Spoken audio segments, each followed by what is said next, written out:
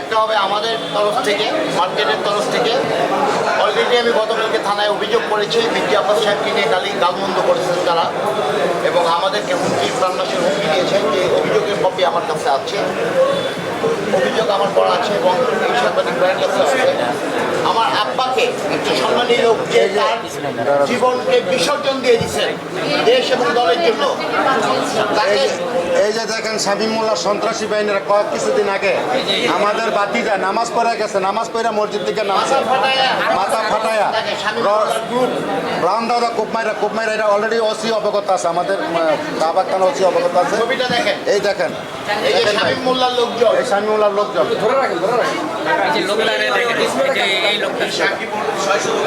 সবাই 600 দোকানদারি সাক্ষী দেবে। আপনারা সাক্ষী চাইলে 600 দোকানদার। শামীম মোল্লা কয়দিন পর পুলিশ এই সন্ত্রাসী বাহিনীও এই অপকর্ম চালায়। আর ভাই আলামিন আছে, আলামিনও চালায়। আলামিন এরা কয়দিন পর পরই মার্কেটে মব সৃষ্টি করে, মার্কেটে ভিজিট পরিবেশ তৈরি করে। আমি আপনাদের অবগতির জন্য আরেকটা বিষয় জানিয়ে রাখতে চাই। আজকে বাচ্চু আমাদের বর্তমান কমিটির সেক্রেটারি সম্পর্কে যে কথা বলেছে 15 কোটি টাকার বিষয়, আসলে মানুষকে দেখানো হচ্ছে মোতালেব প্লাজা না জানি কি। আসলে কিছুই না, মোতালেব প্লাজার ব্যবসায়ীরা সাধারণ ব্যবসায়ী। 15 কোটি টাকা একটা ভিত্তিহীন, এই কারণে সমিতিতে একমাত্র মেনটেনেন্সের টাকা, সার্ভিসিংয়ের টাকা, দোকানদারদের, দোকান মালিকদের টাকা প্রতি মাসে জমা হয়। এখান থেকে ইলেকট্রিক বিল এবং অন্যান্য বিল, স্টাফ বেতন, সিকিউরিটি বেতন সব কিছু প্রদান করা হয়।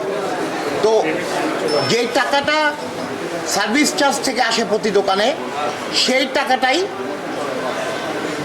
দ্বারা এই মার্কেট পরিচালিত হয়। স্টাফদের বেতন দেওয়া হয়, কারেন্টের বিল দেওয়া হয়, যাবতীয় দেওয়ার পরে যা অবশিষ্ট থাকে, এই গত 5ই মের পর অবশিষ্ট এই 83 লাখ টাকা ছিল, সেই টাকাটা দেখানো হয়েছে। And for your kind information all of you, এখানে ভিত্তিহীন কথাগুলো, গুজবমূলক কথাগুলো বলা হচ্ছে একটাই মাত্র কারণে, যে মার্কেটের পরিবেশ ভারসাম্য থাকুক, এরা তা চায় না। কারণ বিশেষ করে আমি তাদের অন্যায়ের সাথে একমত পোষণ করিনি বিভিন্ন বিষয়ে। তারা আমাকেও প্রলোভন দেখাইছে, ব্যবসায়ীদের লিস্ট করা হয়েছে, আপনি আমাদের সাপোর্ট করেন, আপনি আমাদের মহাসচিব সাহেবের ছেলে, আপনার বাবার একটা সুনাম আছে, আপনি আমাদেরকে সাপোর্ট করেন, করে আমরা ব্যবসায়ীদেরকে ফাপড় দিয়ে টাকা পয়সা নেই। তাহলে আজকে এদের দ্বারা কল্যাণ হবে? শামীম মোল্লাকে একটা ব্যবসায়ীও পছন্দ করে কিনা আপনারা জেনে দেখবেন। তারা মার্কেটে, তারা ভাইরা, এবং মামুন গাজী, মামুন মোল্লা বেশ কিছুদিন আগে একটা দোকানদারের দোকান দখল করে রাখছিল। সেই দোকানদার সমিতিতে বিচার পায়নি। আমরা চেষ্টা করেছি সমাধান করার, আমাদের কোনো কথাই তারা রাখেনি। বাধ্য হয়ে মামুন মোল্লার বিরুদ্ধে আমাদের এই সংসদ সদস্য জনাব মির্জা আব্বাস সাহেবকে বিচার দেওয়া হয়, দোকান মালিক বিচার দেয়।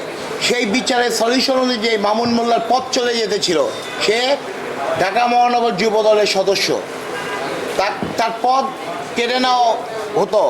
তখন আব্বাস চাচার লোকজনই তাকে বুঝেছে ওকে একটা সুযোগ দেওয়ার জন্য, কিন্তু সে জোরপূর্বকভাবে ওই দোকানদারের ভাড়া 1 বছর দেয়নি, জোরপূর্বকভাবে ওই দোকান দখল করেছিল। পরে সংসদ সদস্য আমাদের শ্রদ্ধেয় ভাজন জনাব মির্জা আব্বাসের হস্তক্ষেপে এই জিনিসটি দোকান ছাড়তে মামুন মোল্লা বাধ্য হয়।